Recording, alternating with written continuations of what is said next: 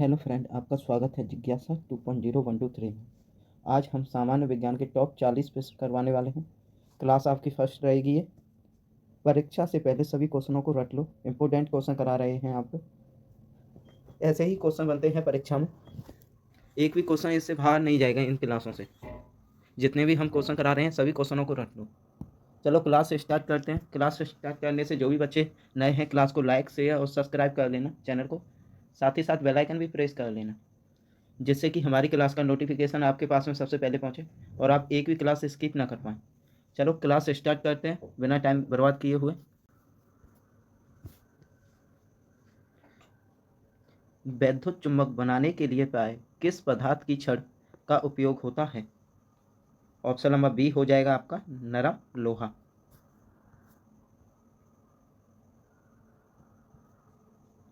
वैद्युत चुंबकीय प्रेरणा की खोज किसने की थी? वैद्युत चुंबकीय प्रेरणा की खोज किसने की थी? ऑप्शन नंबर सी हो जाएगा आपका फैराडे ने।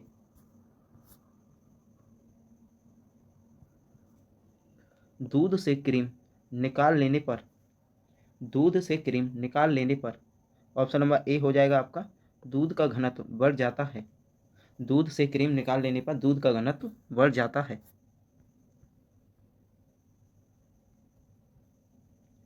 एक हॉर्स पावर कितने वाट के बराबर होता है? एक हॉर्स पावर कितने वाट के बराबर होता है? ऑप्शन नंबर सी हो जाएगा आपका 740 वाट के बराबर होता है एक horse power.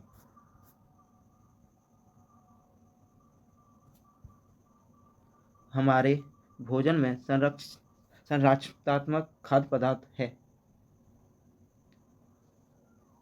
Option number C हो जाएगा आपका विटामिन और खनिज।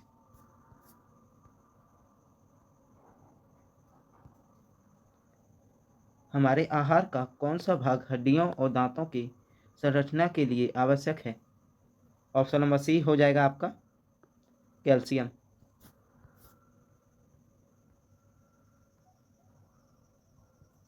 एकॉस्टिक विज्ञान है एकॉस्टिक विज्ञान है किससे संबंधित है? ऑप्शन नंबर बी सही है आपका ध्वनि से संबंधित है। एकॉस्टिक विज्ञान ध्वनि से संबंधित है। प्रकाश तरंग किस प्रकार की तरंग है? प्रकाश तरंग किस प्रकार की तरंग है? ऑप्शन नंबर ए हो जाएगा आपका अनुप्रस्थ तरंग। अनुदैर्ध्य तरंग ध्वनि तरंग होती हैं।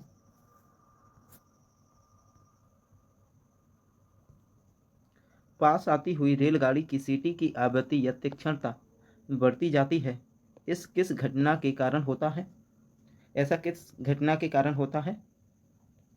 ऑप्शन नंबर बी सही है आपका डॉपलर प्रभाव के कारण।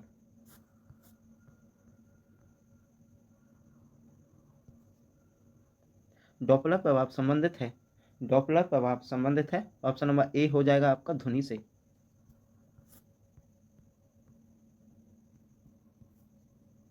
विश्व का प्रत्येक पदार्थ अत्यंत सूक्ष्म कणों से मिलकर बना होता है, यह सर्वप्रथम किसने कहा? ऑप्शन नंबर ए हो जाएगा आपका कणद ने।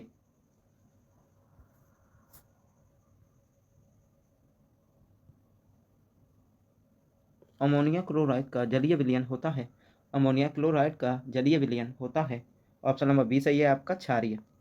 अमोनिया क्लोराइड का जलीय विलयन क्षारीय होता है। आदर्श गैस की ऊर्जा निर्भर करती है। आदर्श गैस की ऊर्जा निर्भर करती है। ऑप्शन नंबर डी हो जाएगा आपका मोलों की संख्या पर।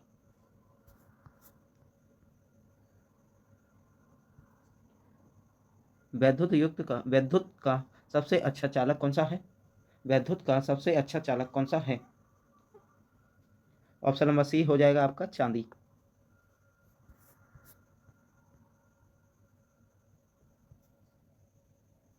बेवकूफ़ों का सोना या झूठा सोना के नाम से जाना जाता है। बेवकूफ़ों का सोना या झूठे सोना के नाम से जाना जाता है। ऑप्शन नंबर डी सही है आपका आयरन पाइराइट को जाना जाता है।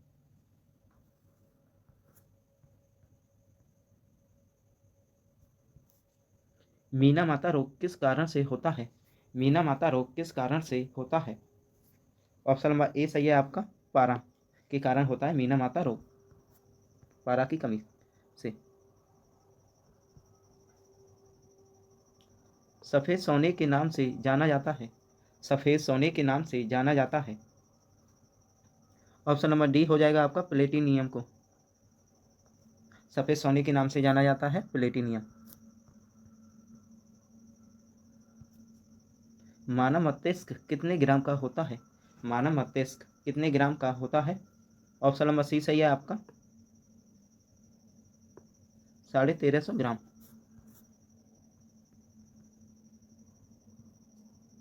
सूर्य की रोशनी से हम प्राप्त करते हैं। सूर्य की रोशनी से हम प्राप्त करते हैं। क्या प्राप्त करते हैं? ऑप्शन नंबर डी सही है आपका विटामिन डी। सूर्य की रोशनी से हम विटामिन डी प्रयोग करते हैं।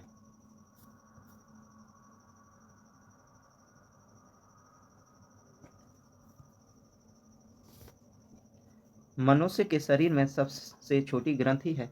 मनुष्य के शरीर में सबसे छोटी ग्रंथि है। ऑप्शन नंबर बी सही है आपका पिट्यूटरी ग्रंथि। मनुष्य के शरीर में सबसे छोटी ग्रंथि होती है।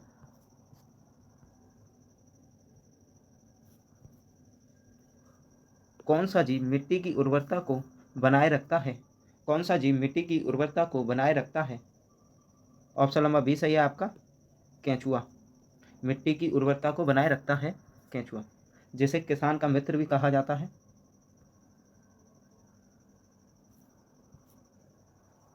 रेडियो कार्बन का निर्धारण किससे संबंधित है? रेडियो कार्बन का निर्धारण किससे संबंधित है? ऑप्शन नंबर डी सही है आपका जीवाश्म से।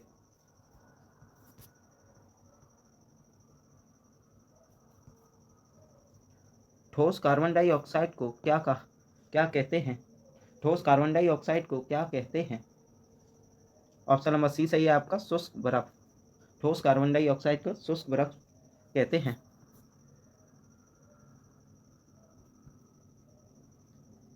आलू उदाहरण है। आलू उदाहरण है। ऑप्शन नंबर सी सही है आपका रूपांतरित तनिका।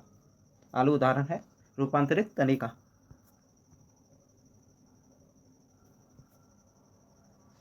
किसी पेड़ पर हम चढ़ नहीं सकते।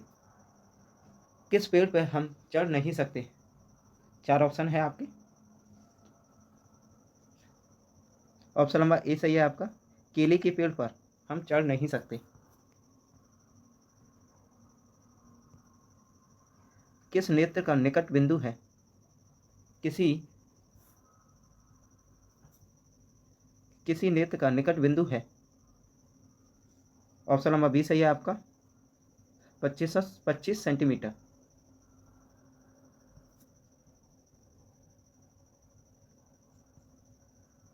आँख की पुतली किस प्रकार कार्य करती है? आँख की पुतली किस प्रकार कार्य करती है?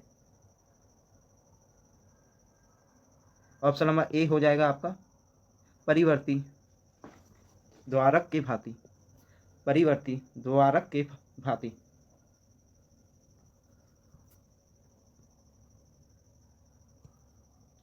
सामान्य मानव नेत्र का दूर बिंदु है। सामान्य मानव नेत्र का दूर बिंदु है। ऑप्शन नंबर बी सही है आपका अनंत पर होता है।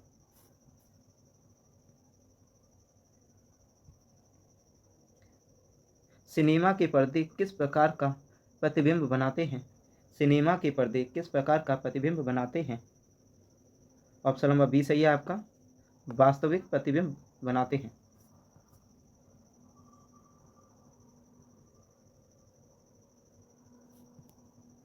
कौन सा रंग है जिसका खतरे के सिग्नल में उपयोग होता है?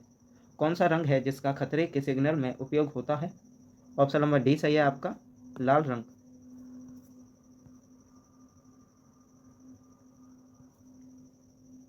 किलोवाट घंटा मात्रक है।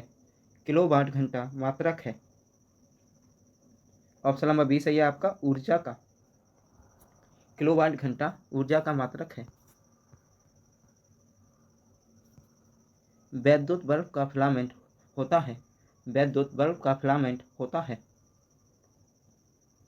ऑप्शन नंबर सी सही है आपका टंगस्टन का। वैद्युत बल्ब का फिलामेंट टंगस्टन का बना होता है।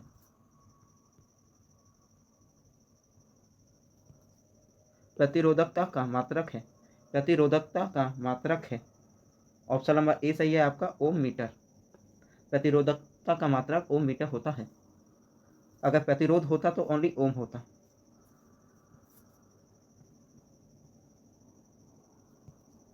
वैद्युत धारा उत्पन्न करने की युक्ति को कहते हैं।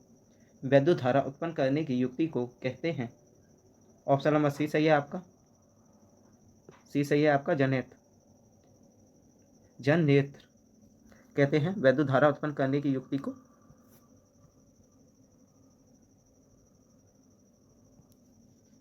निकट दृष्टि दोष वाला व्यक्ति के चश्मे में लगाया जाता है। निकट दृष्टि दोष वाला व्यक्ति के चश्मे में लगाया जाता है। ऑप्शन नंबर बी सही है आपका, अवतल लेंस।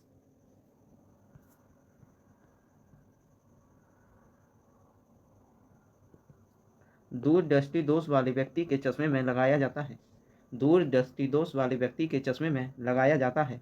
ऑप्शन नंबर सी सही है आपका, उत्तल लेंस।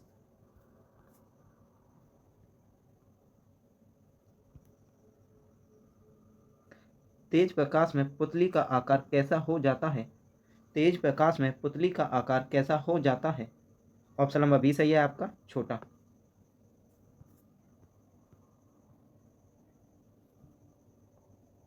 वास्तविक सूर्यास्त और आभासीय सूर्यास्त के बीच लगभग कितने समय का अंतराल होता है। ऑप्शन नंबर ए सही है आपका, 2 मिनट।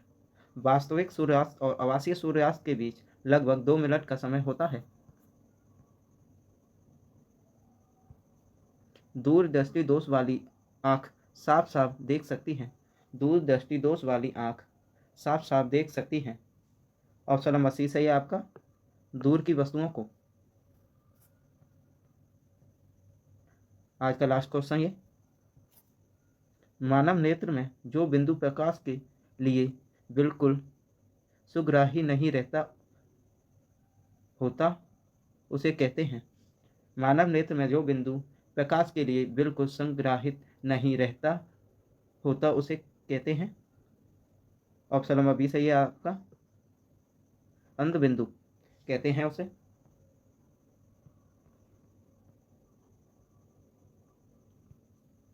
वैद्युत बल्ब का फिलामेंट बना होता है। ये आपको नीचे कमेंट बॉक्स में कमेंट करके बताना है क्या किसका बना होता है। अगर आपको क्लास अच्छी लगी हो तो क्लास को लाइक, शेयर और सब्सक्राइब कर लेना। साथ ही साथ बेल आइकन भी प्रेस कर लेना, जिससे कि हमारी क्लास का नोटिफिकेशन आपके पास में सबसे पहले पहुंचे और आप एक भी क्लास स्किप ना कर पाएँ। चलो कल मिलते हैं, बाय, टेक केयर, अपना ख्याल रखना नेक्स्ट टॉपिक के साथ।